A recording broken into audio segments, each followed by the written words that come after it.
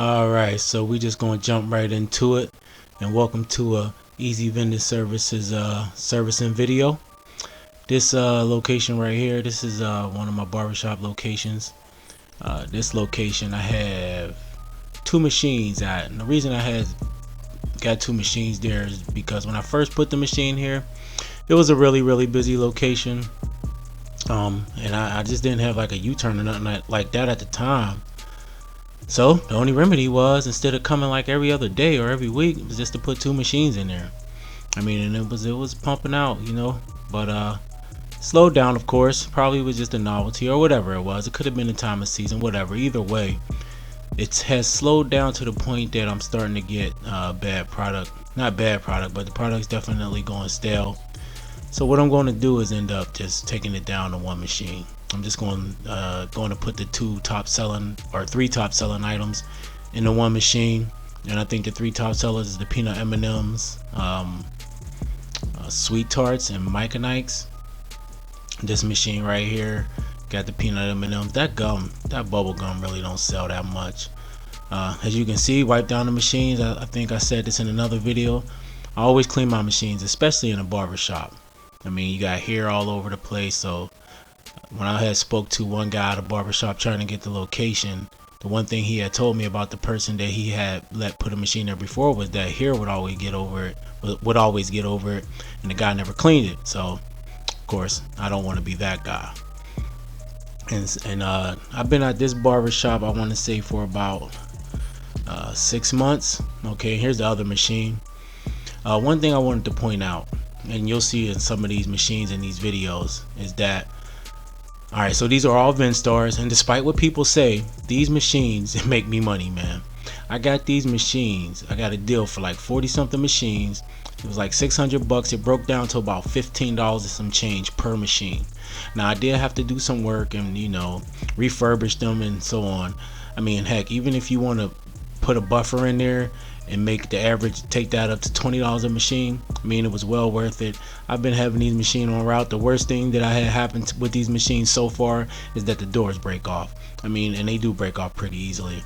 I haven't had any break off at this location, but you'll see in some upcoming locations that the doors do kind of come off. But besides that, like, I haven't had any problem with the coin max. I haven't had any. I think I heard somebody say like people can put fake money or pieces of cardboard or something in there and get candy like that. That has not been the case with me. If anything, I've sabotaged myself and I have forgotten to lock the top lid. Don't know how you do that, but I've done it. So just a quick tip: please do not forget to lock the top lid. This location right here, I've had this for about 6 months, and over that 6 months, this location has averaged me about $56.38 over that 6 months. And so, and most of that came in those first few months, but still, and I mean, it's slow for everybody right now in this time of year. But I mean, at $56.38 per month average over 6 months, that really is not that bad. And so I'm interested to see what happens when I do put this down in one machine, but I would rather go back and service the one machine. I don't think I would do that again in a location and put two machines in there, even if it was like really busy. I would either just keep going back and servicing it, or just go buy a U-turn or something that can handle that.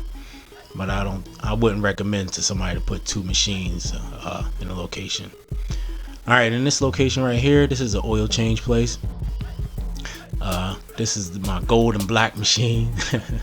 Closest I could get to a Stiller machine without it having the logo on there. Concerning the colors though, I would say this, man. I think I learned this. Paint the machines. For me, myself personally, I would rather have my machines look more uniform. The one issue I was running into is when I wanted to change out different candy, and I might have had different canisters available, it would already be painted a different color. So for instance, I might have one of these gold canisters available, but then for this machine, so if I had to take it off a location, and I might have to use one of the canisters, but it's already painted gold. and then the machine I got to put it on is painted a different color.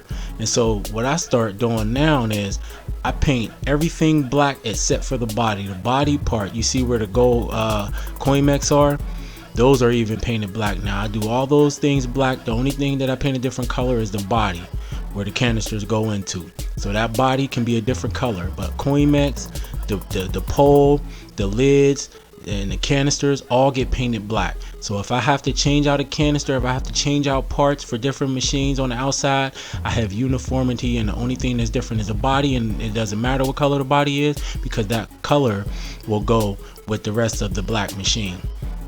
And so that's just a tip. If you do use these types of machines, or if you use multiples of any type of the same machine and you're painting them or refurbishing them, just think about that. And that was something that didn't come to me, like I said, until I started having that problem.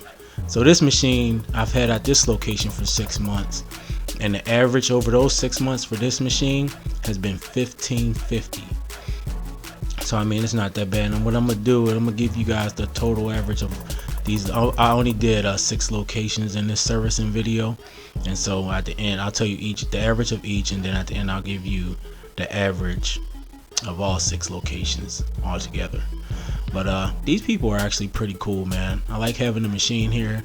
The owner's pretty nice. I like going in there. I talk to him a little bit, service the machine. I'm in and out. As you can see, I tried to get out the way. Of course, wipe down the machine again. Always let people see you cleaning your machine, taking care of your machine. Let them know that you care about your machine. Put it back in the quarter. See?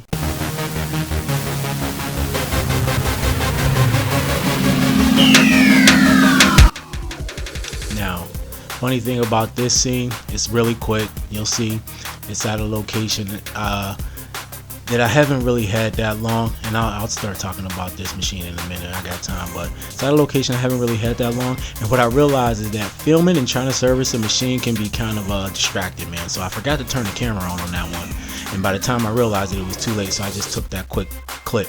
But that location really is super slow. I had it for 5 months, and it's only averaged me $4.68 per month. Yep, $4.68 per month.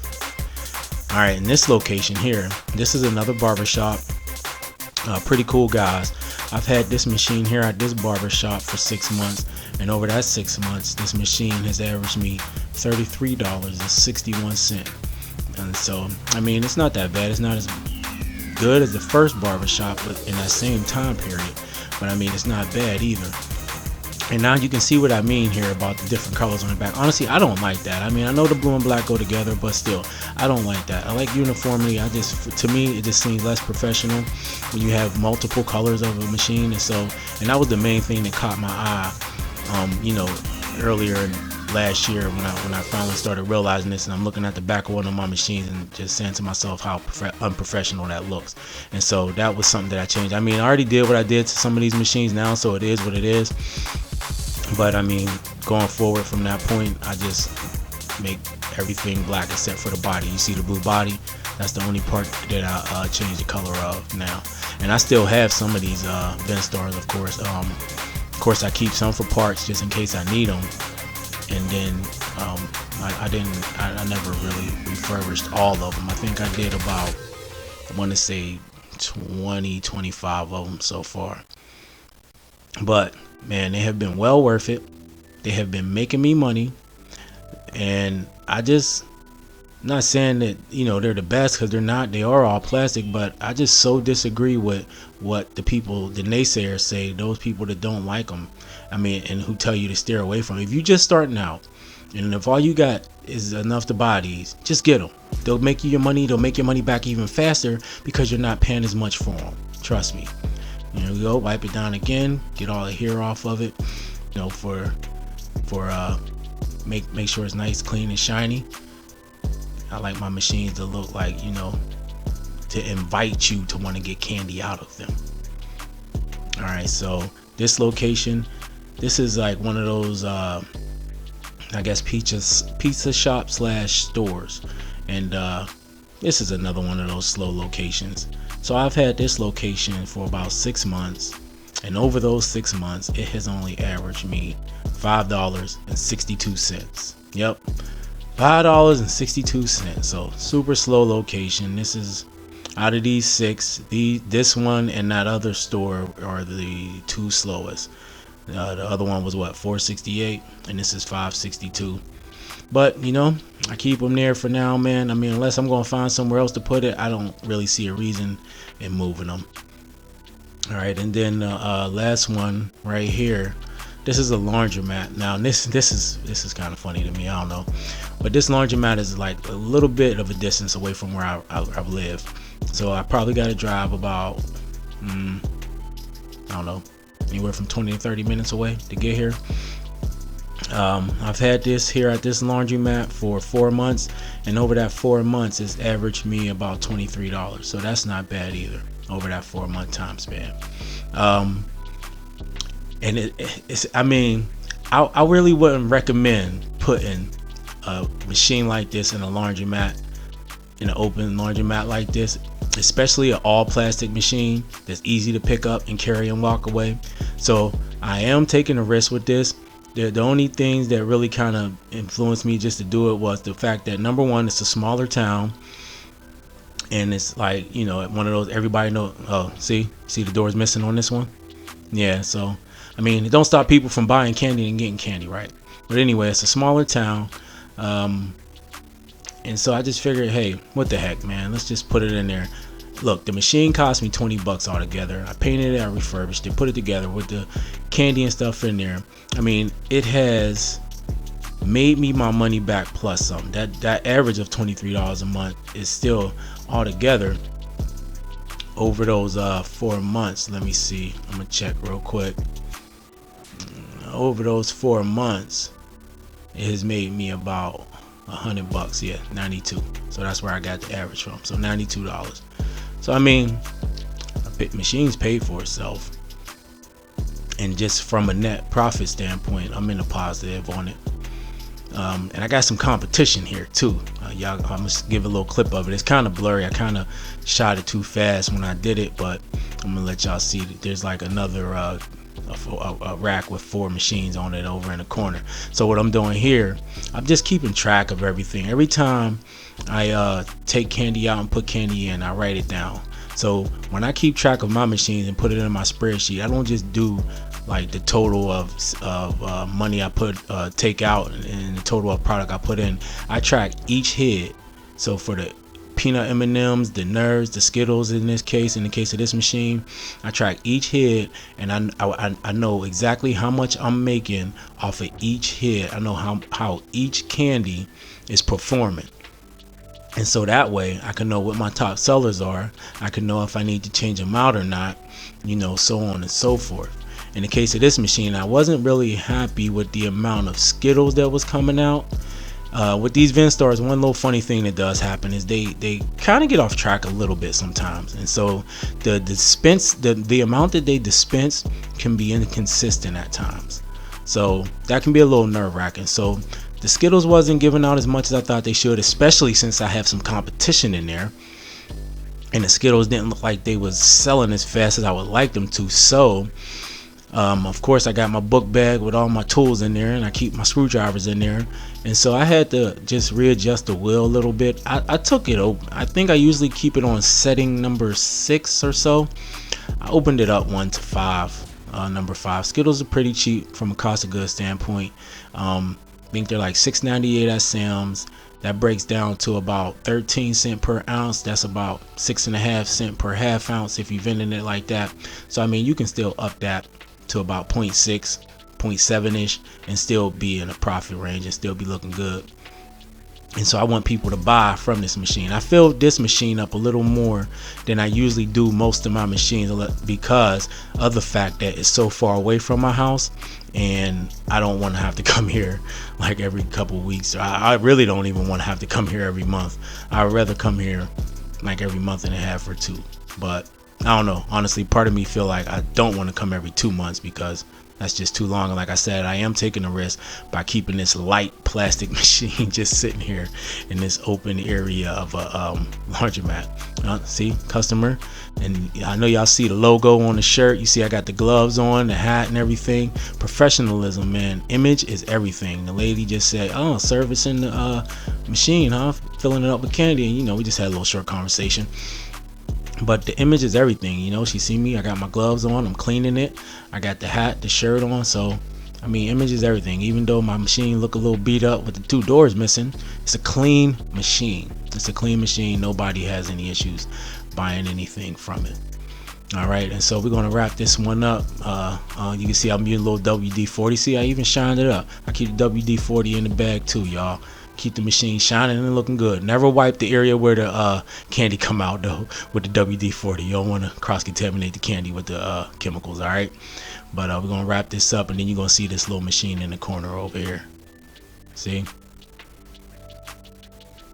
All right, guys, and as you can see here from those 6 locations, my total average was $23.13, which isn't that bad. Just for those 6, and I got some other locations which I'm honestly anxious to see when I do some servicing videos on those locations, what the average comes out to for those ones. But $23.13 for 6 locations, I would say over average of about 6 months, right? But now what I did was I broke it down so you can get some perspective on what that would mean. So look, let's just say for instance I had 20 locations that had that same average. That would gross me $460 a month. And if I had 50 locations, at 50 locations with that same average, that would bring me $1150 a month. That's $1,150 per month. And at 100 locations, that would be $2,300 per month. If I had 100 locations grossing me $23 on average. So that's just to give you guys some perspective. That's the average though, $23.13 on those 6 particular locations. And join me if you like this video. If you thought it was helpful, make sure you hit that like and subscribe button. Hit that notification bell so you can be notified when I upload another video. Also share this video if you think somebody else would like it, or if you think it'll help somebody else out. This is Eddie from Easy Vending. Peace.